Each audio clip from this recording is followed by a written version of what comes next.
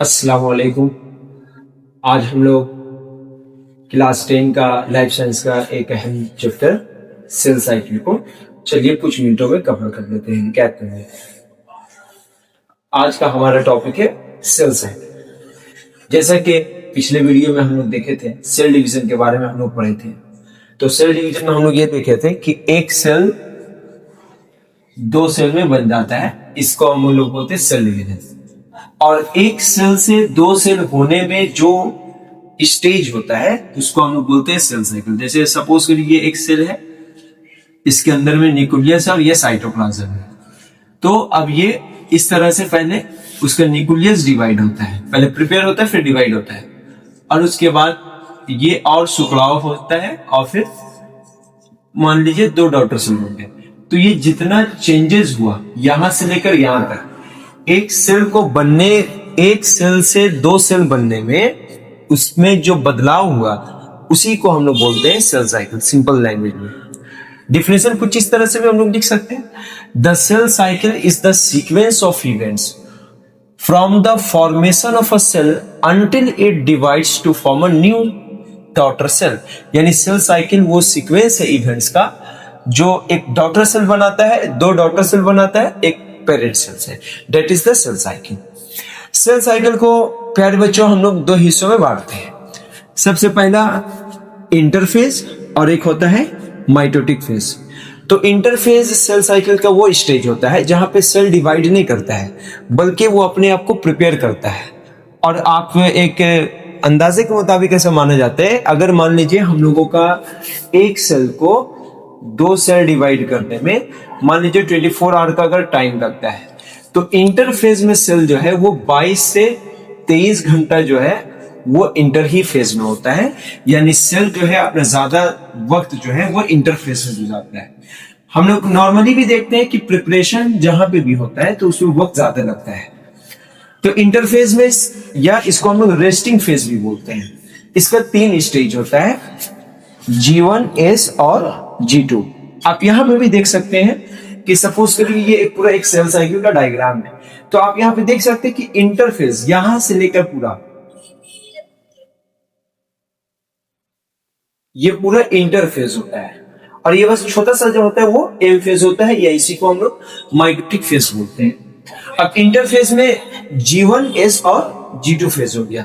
कभी कभी एक और स्टेज आता है जिसको हम बोलते हैं G0 स्टेज बोलते हैं। तो G0 स्टेज में क्या होता है, हमारे बॉडी में कुछ सेल्स ऐसे होते हैं जो डिवाइड नहीं करते हैं। For example neuron, nerve cells जो होते हैं वो एक बार बनने के बाद डिवाइड नहीं करते, जब जरूरत पड़ेगी तब वो डिवाइड करते हैं। तो वो इस स्टेज में आ जाते हैं। आने के बाद यहाँ पे क्या होता है कि वहां पे कोई डिवीजन नहीं होता है। अब आते हैं G1 स्टेज में। तो G1 स्टेज में सबसे पहले सेल ग्रो इन साइज, खुलिया जो होता है वो अपना साइज में बढ़ता है। Protein and RNA synthesise, protein और आरएनए बनते हैं। और इस फेज में क्या होता है, डीएनए का रेप्लिकेशन होता है। DNA replication means formation of DNA from the parent DNA. DNA से डीएनए बनने को हम लोग बोलते हैं डीएनए रेप्लिकेशन। कुछ इस तरह से आप समझ सकते हैं। जैसे देखिए इस फेज में क्या होता है, ये एक डीएनए है, तो डीएनए से जो डीएनए बनता है इस प्रोसेस को हम लोग बोलते हैं डीएनए रेप्लिकेशन बोलते हैं। और G2 फेज में होता है protein required for sale division और सिंथेसाइज। जो सेल डिवीजन के लिए जो प्रोटीन की जरूरत होती है वो G2 स्टेज में बनता है। इसके अलावा जो दूसरे सेल ऑर्गेनेली होते हैं जैसे माइटोकॉन्ड्रिया, प्लास्टिड, तो ये भी सब अपने आप को डबल कर लेते हैं G2 स्टेज में। अब यहाँ पे सेल अपने आप को तैयार कर लिया। अब उसके बाद जो है माइटोटिक फेज आ जाएगा, यानी अब सेल जो है रेडी है डिवाइड करने के लिए। तो उसमें सबसे पहले न्यूक्लियस डिवाइड करता है, फिर साइटोप्लाज्म का डिवीजन होता है। तो जब न्यूक्लियस, माइटोटिक फेज को हम लोग दो हिस्सों में बांट सकते हैं, एक हो गया कैरियोकाइनेसिस और एक हो गया cytokinesis. Karyokinesis means division of nucleus. Nucleus जो डिवाइड करता है, यहां पे देख लीजिए आप, सबसे पहले न्यूक्लियस डिवाइड किया, तो जो न्यूक्लियस डिवाइड करता है उसको हम लोग बोलते हैं कैरियोकाइनेसिस। और सेल का जो साइटोप्लाज्म डिवाइड करता है तो उसको हम लोग बोलते हैं साइटोकाइनेसिस। इतनी बात समझ में आ गई। Division of nucleus is called karyokinesis and the division of cytoplasm is called the cytokinesis. Karyokinesis को हम लोग फर्दर 4 स्टेज में बांटते हैं अगर वो माइटोसिस करता है तो। पहला फेज हो गया प्रोफेज, मेटाफेज, एनाफेज और टेलोफेज। अब इसमें बोर्ड्स में खास करके क्लास 10 के बोर्ड्स में यहां से इंपॉर्टेंट क्वेश्चन बनते हैं, लॉन्ग क्वेश्चन हो या 2 मार्क्स वाला क्वेश्चन हो, ऑब्जेक्टिव हो, ये मोस्ट इंपॉर्टेंट टॉपिक है क्लास 10 का। पूछा जा सकता है इस सवाल में कि प्रोफेज में क्या होता है, मेटाफेज में क्या होता है, एनाफेज में क्या होता है, टेलोफेज में क्या होता है, कुछ इस तरह से। तो देखिए प्रोफेज में क्या होता है कि सबसे पहले ना ये मान लीजिए ये पूरा एक सेल है और ये सेल की कवरिंग है और ये न्यूक्लियस की कवरिंग है। तो प्रोफेज में क्या होता है कि जो न्यूक्लियस की जो कवरिंग होती है वो धीरे धीरे डिसअपियर होती है, न्यूक्लियस की झिल्ली धीरे धीरे गायब हो जाती है। यहाँ पे हम लिखे न्यूक्लियर मेम्ब्रेन डिसअपियर। और ये सेंट्रियोल है, सेंट्रियोल से स्पिंडल फाइबर बनना शुरू हो जाता है। मेटाफेज में क्या होता है कि सेल के जो क्रोमोसोम्स जो होते हैं वो एक इक्वेटोरियल प्लेट पे एक लाइन पे आ जाते हैं, सज जाते हैं। Chromosomes are align at equatorial plate.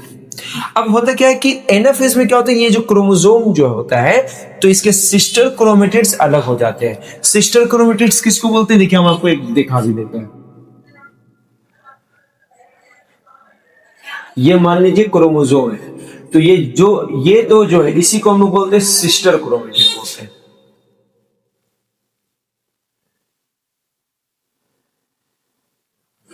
Anaphase में क्या होता है बच्चों कि जो क्रोमोसोम का जो सेंट्रोमियर से जो जुड़ा हुआ था सिस्टर क्रोमेटिड वो जो है अलग हो जाता है। Sister chromatids separated, sister chromatid यहाँ पे सेपरेट हो गया। और सेपरेट होने के बाद क्या होता है टेलोफेज में क्या होता है, ये जो आधा इधर हुआ और ये आधा उस साइड में, तो इससे फिर से न्यूक्लियस बन जाता है, एक इस साइड में और एक इस साइड में। तो टेलोफेज में हम लोग देखें कि एक सेल में 2 न्यूक्लियस हो गया, मतलब न्यूक्लियस का डिवीजन यहाँ पे कंप्लीट हो जाता है, न्यूक्लियर मेम्ब्रेन रीअपियर्स। फिर देखिए एक सवाल कभी कभी पूछा जाता है कि which phase is called reverse of prophase and why it is so called.